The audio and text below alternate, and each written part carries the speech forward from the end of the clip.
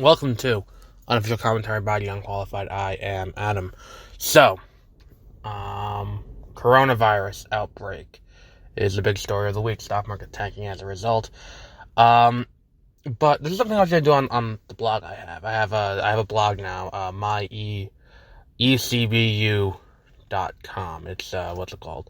It's it's entertainment news blog, and I started writing this article the other day when I noticed this, and, I decided not to, only because it doesn't quite mesh well with the review of Star Wars books that's been overtaking, I would say, 75% of what I've been posting on there.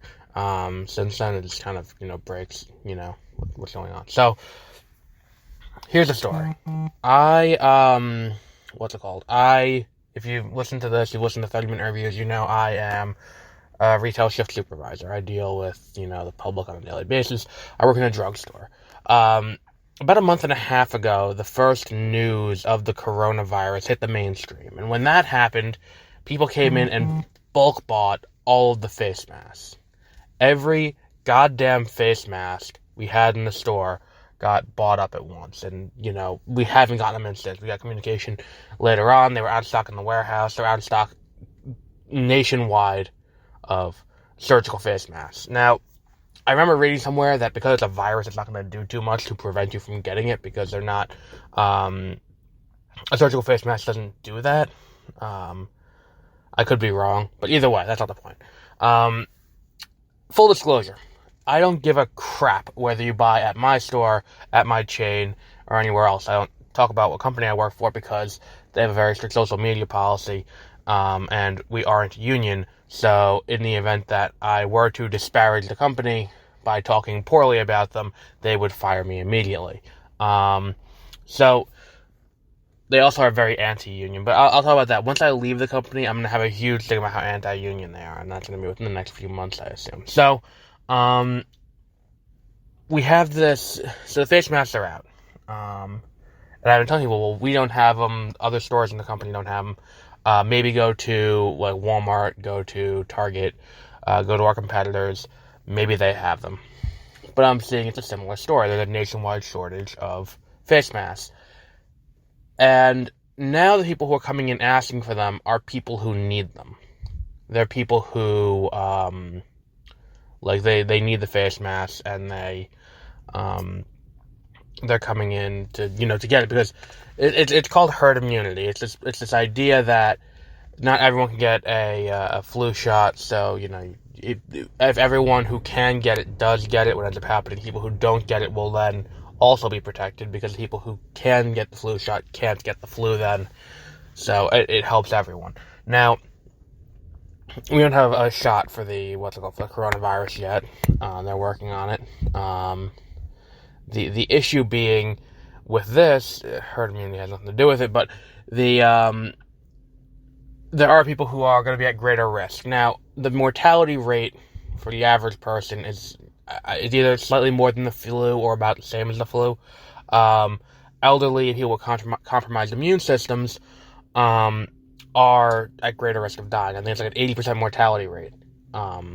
If you have a compromised immune system, or if you're elderly, or if you have any number of other things that could create the situation where you could die, it skyrockets. Now, here's the issue: these people who need these masks to try and prevent themselves from getting the virus. Now the virus is, I'm on Long Island. Nassau County's had a bunch of cases now all of a sudden, so it's something that people are starting to get concerned about. They're coming in to buy them, and they can't buy them now. There is a place you can buy them, though. Walmart. And I'm not talking about Walmart. I'm talking about Walmart's marketplace. If you go on Walmart.com and you search for any number of items, you're not going to get strictly things sold by Walmart corporate. You're going to get things sold by other companies that are using Walmart's marketplace. Similar to if you use Amazon, not everything sold on Amazon is sold by Amazon itself. Independent sellers have their own shops on Amazon, and they sell things through them. It's like, if you don't, use that, if you played Neopets back in the day, there was things that were run by Neopets that were, there you can buy food and things, the shops run. And then there were the independent shops where prices were gouged up the wazoo, and you were just stuck dealing with it. That's a similar situation here. Now, I did 2 test runs on this. I had a customer come in and tell me, because he came in to ask if we had the mask. I said, no, we don't have the mask. And he said, yeah, Walmart.com has them, but they're marked up like $200 a box. And I'm like, oh, that doesn't seem right. So I checked it out. Now, as I'm recording this on my phone. I'm going to be searching for surgical face masks on Walmart.com to see if the issue has yet to be resolved. Now, when you search it on Amazon, there are independent sellers who are selling it, but they are selling it at a reasonable rate, about $20 a box or something similar to that, where it's not... Oh, I don't have reception here. Something similar to that, where it's not horrifically marked up to the point where you're getting price gouged. Now, here's the thing about price gouging. New York State has a very loose definition of what constitutes price gouging. It's meant to design in the event there's a hurricane or something and you can't jack up the price of a bottle of water. It was like there's a big controversy when a hurricane hit. I don't think it was in New York. I think it was down in Texas a few years back. Best Buy was selling cases of water for, what was it, like $25, $26 a case. And the reason for that was, I was able to say at the time, was that Best Buy doesn't sell water by the case to begin with. What this is they got the water by the case from the vendor, then they're trying to sell it full case there, but so they're paying the rate, they're charging the rate that's on file, which is the rate that they pay to get that full case of Dasani in, rather than what they do is they get that, they break it up and they put it into the cooler and they sell it to you for $1 a bottle. So that's what's going on there. This situation, that was different. And really, I was thinking about it, it's a weird situation because, like, in a flea market, I don't know how the liability works, because that's what this basically becomes a Walmart-branded flea market online, where anyone can go on, pay a fee, and sell their crap, but then how liable should Walmart be? Because Walmart's one of the biggest pharmaceutical companies in the country. I think it's at the highest market share in the United States, is Walmart pharmacies. And if you're selling, and these are name brand, 3M brand face masks, then, like, if they're selling it like that, and it's coming up, and they're charging $200 a box, it appears as if they fixed it. No, they're still coming up. Face mask, $89.21.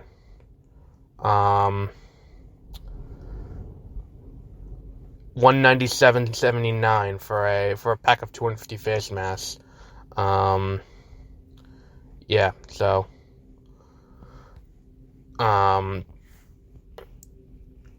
but yeah,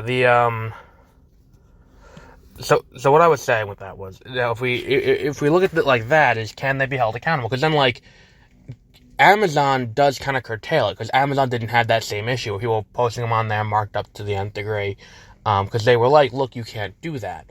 Because in New York, the way it works is if something happens that alters the market for an item drastically, retailers cannot mark a price beyond what is reasonable. And if the item is usually $20 and they mark it up to $200, that's a substantial markup. And there obviously is something altering the market. It's the onset of a global virus that people are afraid of. And then what happened was, because people bought up all the stock, they now control that. So they're selling it through Walmart's marketplace and making the money that way. Now, that's different from, like, eBay, because if I go on eBay and I were to sell a, what's it called? I said Amazon like 3 times so far, and then all of a sudden an Amazon Prime truck drove to the parking lot I'm sitting in. That's just kind of weird. It's like Beetlejuice. But either way, eBay is different, because at that point, you're only setting the starting price. If you set the starting price low, and then it gets up that high, that's people willing to pay that price. That's not you controlling the price. That's the market mandating itself. So I think that Walmart should be held accountable in this situation. I think that it's wrong for... I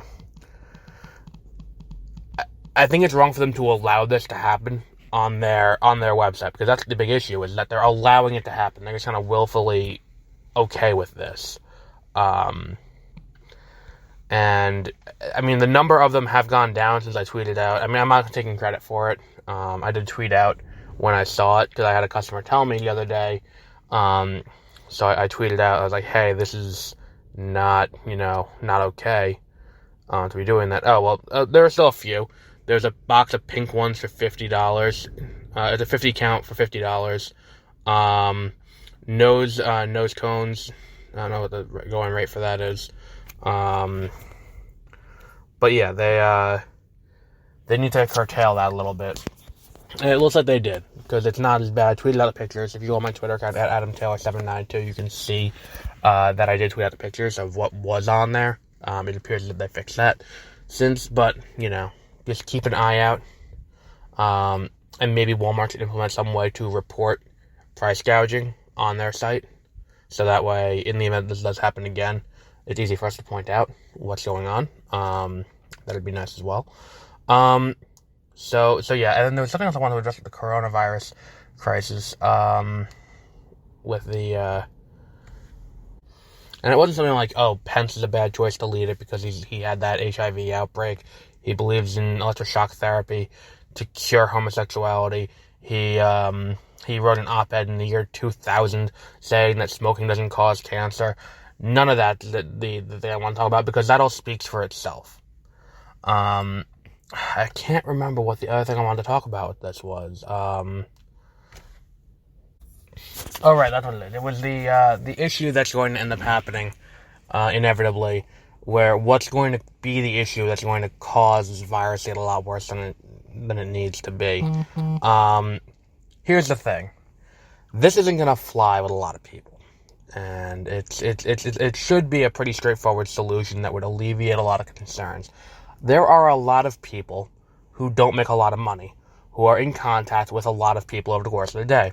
These are minimum income workers in restaurants and stores, in amusements, and all these kind of, hospitality, all these kind of industries. They come in contact with hundreds of people over the course of a day. I come in contact over the course of a 7-hour shift with about,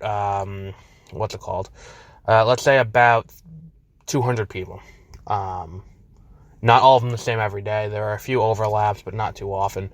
So over the course of a week, I come in contact with about let's say conservatively 1,000 people I come in contact with. Now, herein lies the issue with this. Say I or one of my coworkers gets sick. We are not in a position where we can take off work to go get treatment. Our health insurance is not good at our employer. They don't give us good enough health insurance where we can warrant going to the doctor unless it is an absolute emergency. I have gone to the doctor twice in the last for 2 separate instances. One, I had a sinus infection, which I still haven't quite gotten over. That cost me $180 to get diagnosed and get a prescription sent over to my pharmacy. I went over to pick it up. My insurance denied it because they wanted me to use Flonase instead. Whatever. So that happened. Then the second time was completely different. I got into a car accident, broke 3 ribs, and my car insurance handled the whole thing. Let me tell you, the least stressful thing about it was dealing with the insurance, because I just gave them the claim number, they paid for everything. Everything was fine. I went to any doctor I wanted, nothing happened there. And this is why I'm on board with universal health care. So if we can get that everywhere, that's great.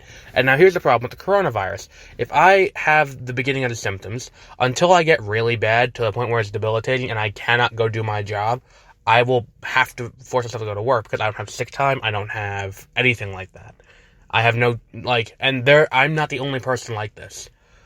I would say every person who works in every pharmacy you go to, every Walmart, every supermarket, every bank, just about every service industry person you come in contact with is going to have the same issue. And you're not the only person who goes there. You're one of hundreds of people who go into those places. So these people become human carriers for every disease that come about. And so here's the issue. If I were president, this would not fly in a million years. Republicans would be calling it socialism, and it'd be disgusting. And really, I think this would solve that problem a little bit. And this would help to curtail the outbreak. I would say I would issue an executive order that would get immediately challenged in the courts because it's I feel like it would definitely be unconstitutional. But I would say that in an effort to curtail the virus outbreak, businesses have to pay their workers for time off if they go to get treatment or diagnosis for symptoms related to the coronavirus. I would say that doctors' offices will be reimbursed by the government, and it's have everything. The government will reimburse it. The government will reimburse the businesses for the time the person takes off. They gotta pay for the people to be out of work.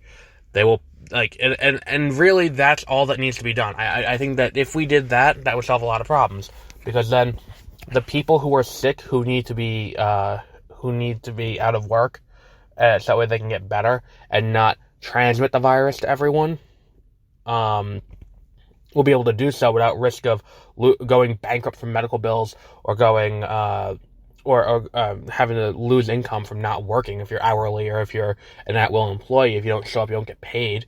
But here's the thing: we currently have a Republican in office right now, and this is the kind of thing I could see a Sanders or a Warren doing, because this is a plan that would keep people safe. And in the Constitution, one of the most important things, one of the things written in there is promote the general welfare. And what is it that is general welfare if not preventing a global pandemic from killing people and getting people sick? And we have the power to do so. But that should be the priority. Is these people who are, and the thing is too, it's like, we can do this. It's like, you can have the best health insurance. You can have the best, you can have a job that pays you well enough. That's great. But when you go into your 7-Eleven to buy a soda on your way home from work, or when you go to Walmart to go buy condoms or something, you're going to end up getting sick because someone who works there couldn't take the time off work to go get diagnosed. That's the risk you're running. And that's where we'll leave off for today. We'll be back with another episode in the near future when I come up with a topic to talk about. Until then, have a great rest of your week.